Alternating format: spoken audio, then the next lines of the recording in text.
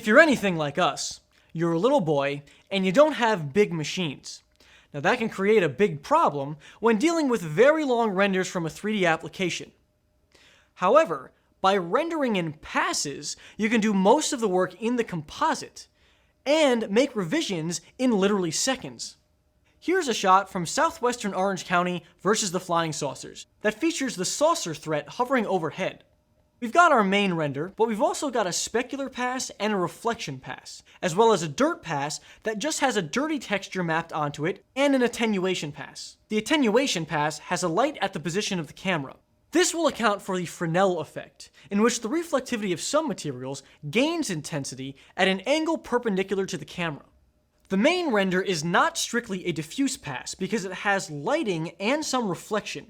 We've also rendered it with global illumination. After placing it on top of a sky, we take our reflection pass with a blending mode of screen and put it at about 75% opacity. The reflection is going to need to be constrained by a LumaMat that has a bunch of layers. Let's create a new composition for this. Start with the main render and use levels to make it close to white. Then multiply the dirt pass on top.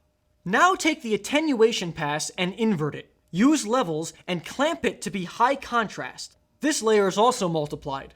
This entire composition is used as a LumaMat for the reflection pass. After this, we can add light wrap. In a new comp, take the sky and put the main render with its alpha information on top of it, with levels to make it black. Bring that into a new composition and either put a glow filter on it or blur it. Then use the main render's alpha information to constrain it. This whole thing will be screened on top of the composite. The specular pass comes next. Set its blending mode to add and use the dirt pass as its LumaMat. For blooming, let's take another layer of the specular, clamp the levels and blur it. The blending mode should be add.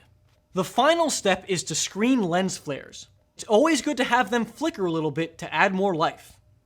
Find out if the citizens of Central Florida can survive the onslaught of rendering and passes by watching Southwestern Orange County versus the Flying Saucers.